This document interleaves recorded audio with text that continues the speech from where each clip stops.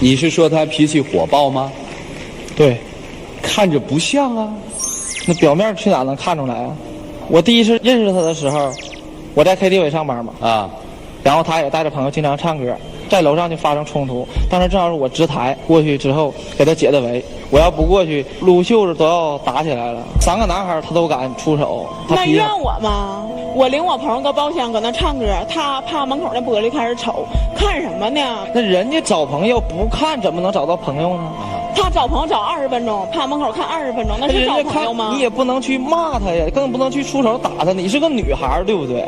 女孩怎么了？他看我就应该骂他，他先动手打我，你那意思我就应该让他打吗？那这事算了。那咱们有一次，我早上送你去上班，坐公交车，早上早高峰嘛，人比较多，停车了，上来一个阿姨，然后不小心踩了脚一下，当时他都出手都要骂，甚至撸袖也要打了都要。不会吧你？那能怨我吗？他踩着我脚了，对不起不说，而且还问我，不一定是我踩着你脚了吧？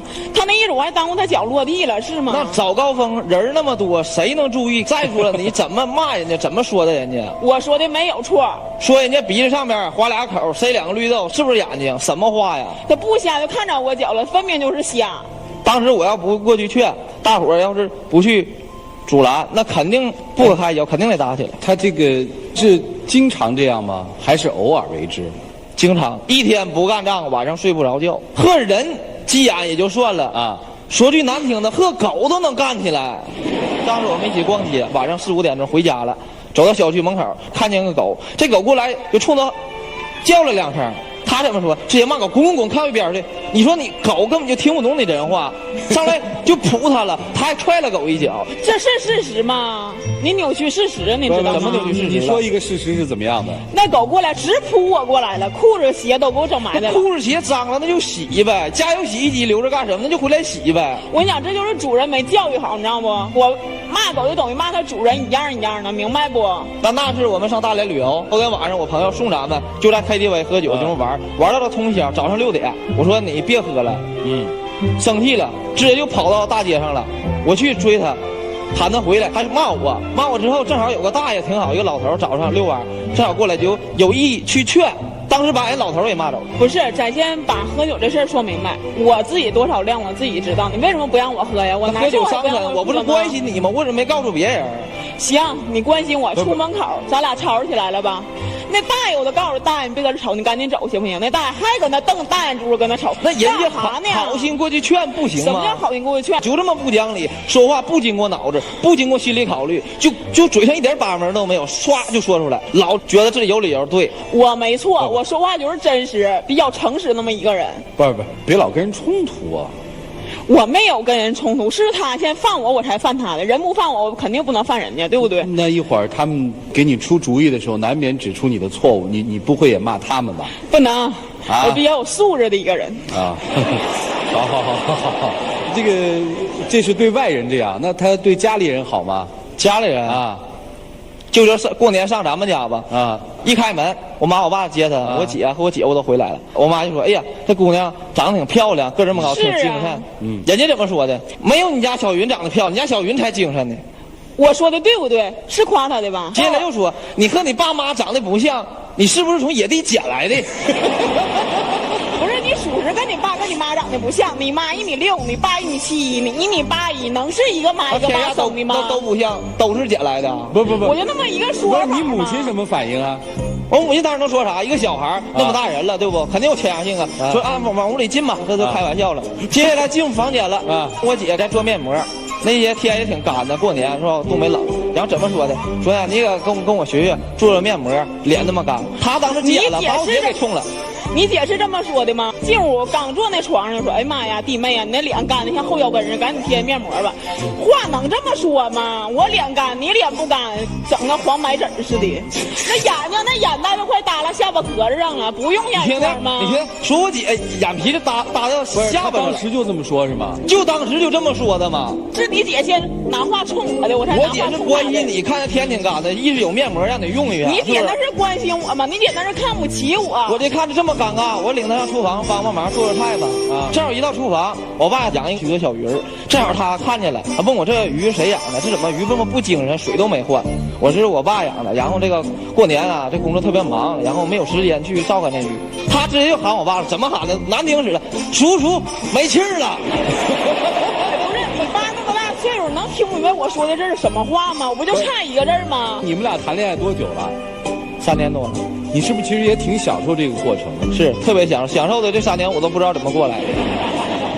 说心里话啊，当初我也觉得一个东北女孩说话直豪爽是东北人性格，但是没想到这种脾气这么豪爽，性格这么直，现在已经是我心中最大一个坎儿了，知道吗？你还是坎儿，你跟我心里还有个坎儿呢。你什么坎儿啊？他犯熊，你知道，一点不像东北老爷们那种刚强。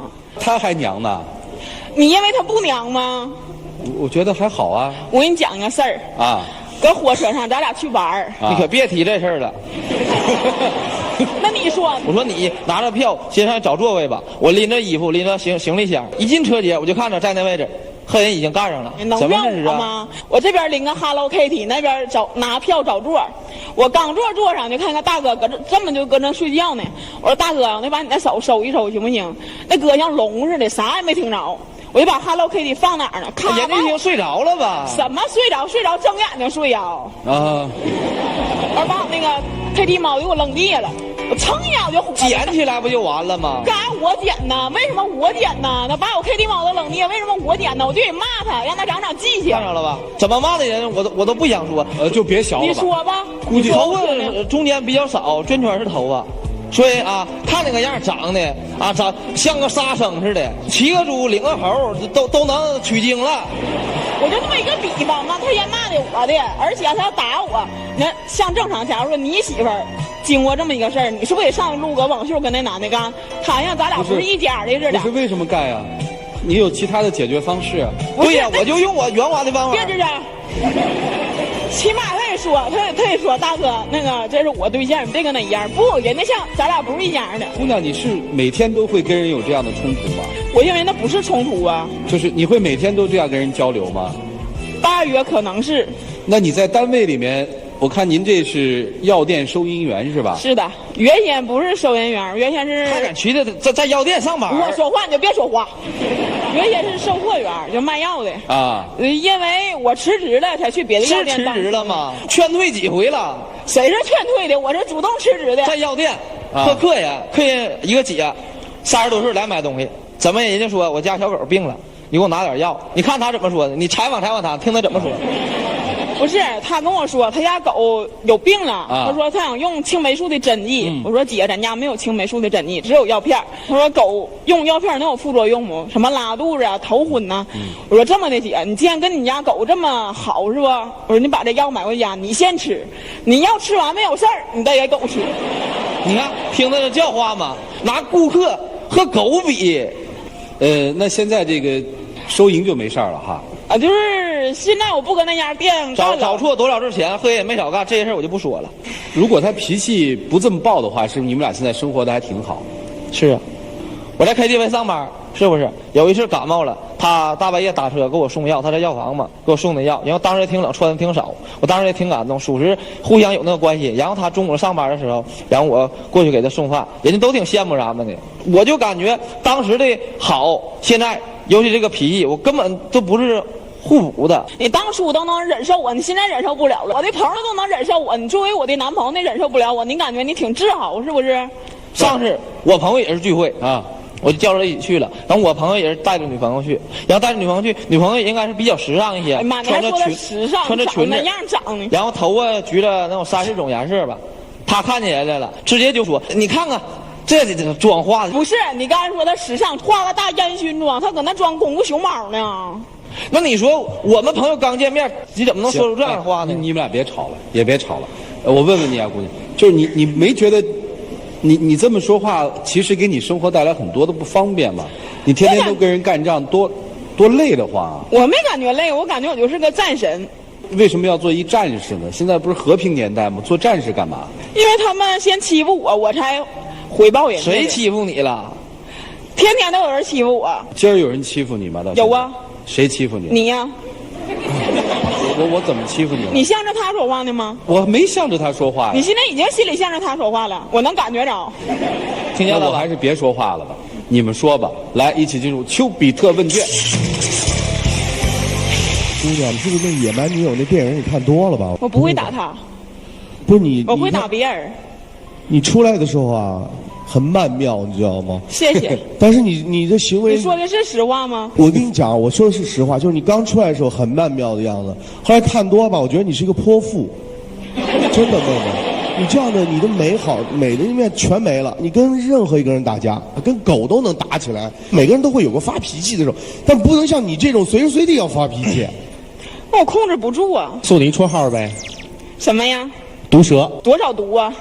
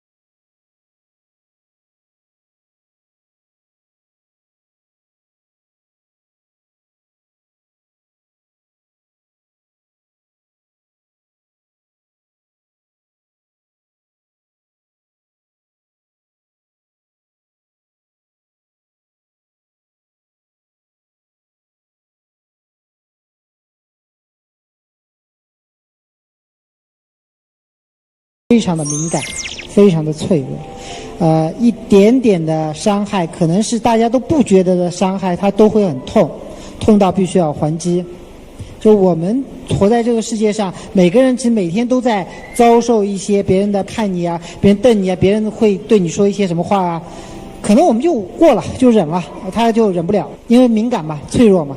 是的。你刚才一直在说真诚，真诚是一种心态，礼貌是一种教养。你有一个很好的心态，但没有很好的教养。我一直觉得，一个人去管理自己情绪的这个能力，是他教养的一种表现。就好比控制情绪的能力在什么地方，你没有。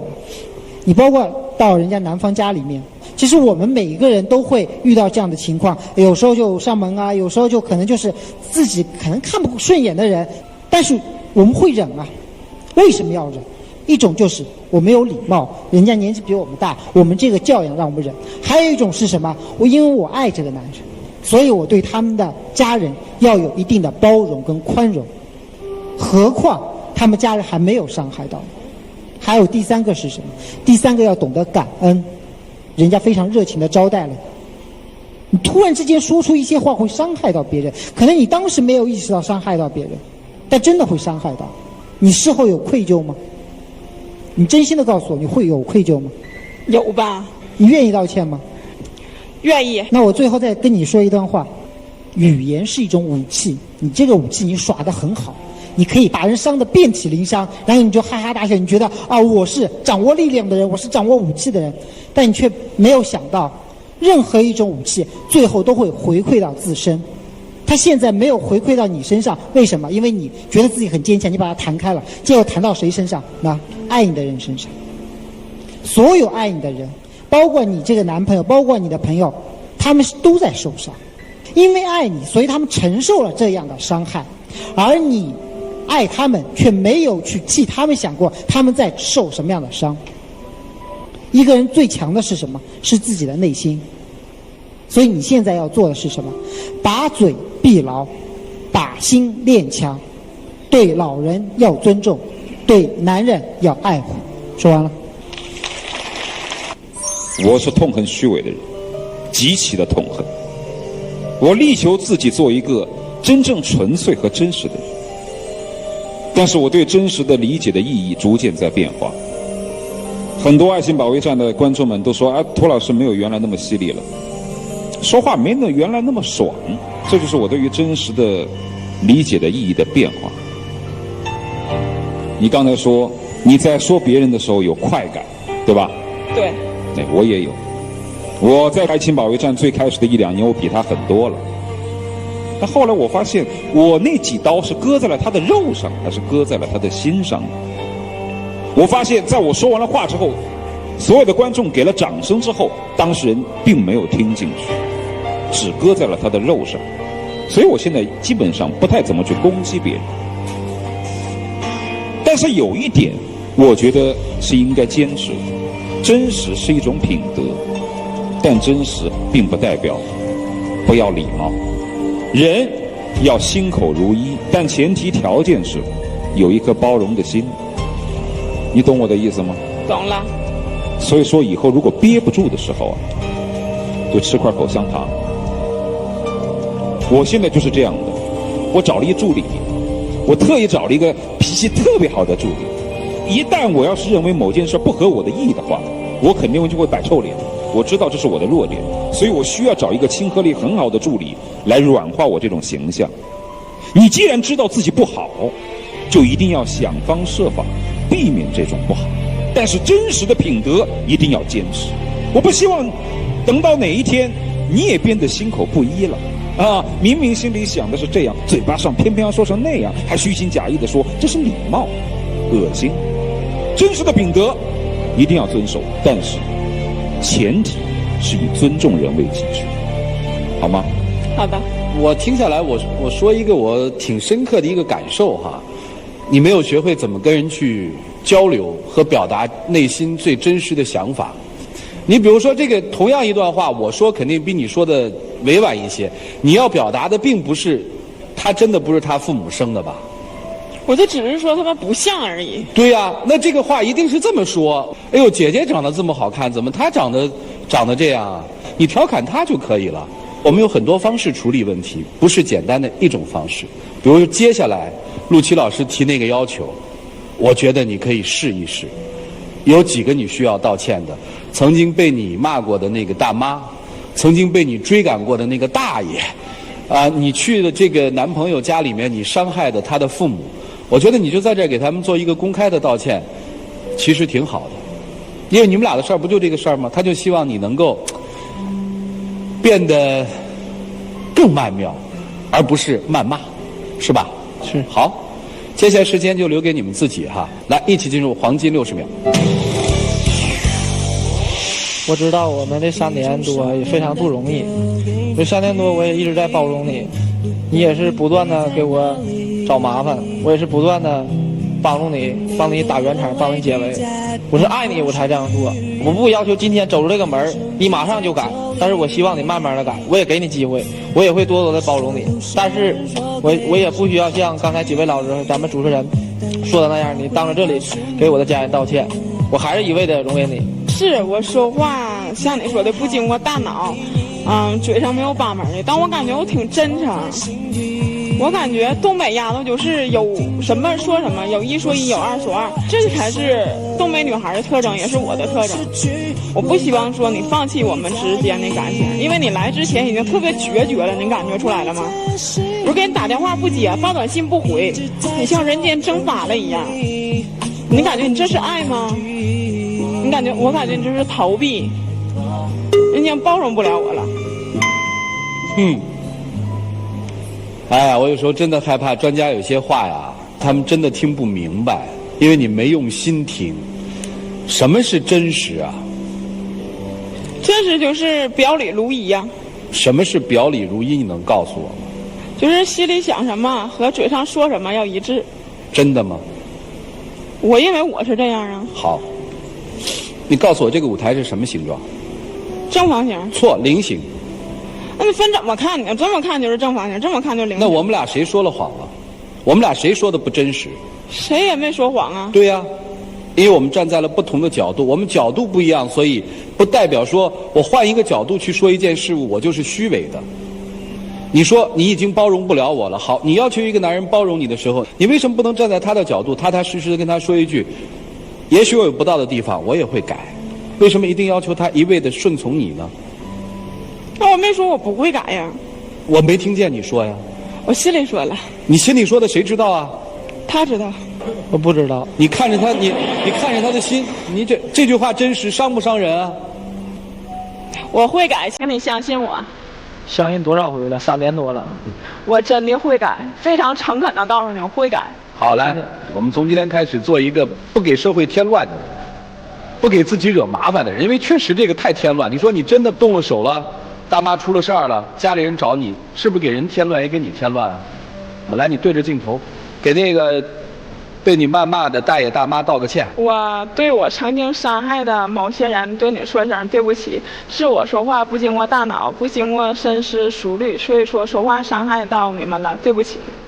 好，有进步啊！再道歉，虽然他没要求，对长辈应该有尊重，来给他们道歉。我年前去你们家，对不起叔叔阿姨，因为我的任性，因为我的无知，因为我所谓的没有教养，给你们造成了极大的伤害。我心里也后悔过，也内疚过，也愧疚过，但是我要了所谓的面子，不好意思跟你们道歉，在这里跟你们说声对不起，真的对不起。好。我教你一个法子。你刚才说的没错，真实是心口如一，心里想什么就说什么，这是真实。但是你要用真诚的态度说真实的话，明白什么意思吗？明白了。真诚是什么？你明白什么呀？我真明白了。我问你，真诚是什么？真诚就是对别人要真诚啊。真实就是像你刚才所说的，心口如一。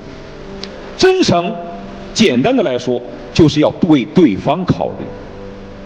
如果你用为对方考虑的态度来说真实的话，你就不会伤人。你比如说很简单的，同样一个字儿，你今天穿的真难看，心口如一吧，真实吧，我心里怎么想的我怎么说。但如果我是为了你考虑的话，我用真诚的态度说出来就不一样。你今天打扮有点不太合适，如果你这样打扮可能会更好，这就不一样，明白吗？明白了。用真诚的态度说真实的话。好的。这个掌声是大家还都挺希望他们能在一起的。来，两位请回吧。来，请关门。来，各位拿起手里的表决器哈，你们觉得这一对能再往前走吗？如果可以，请选择赞成；如果不可以，请选择反对。来，各位，请选择。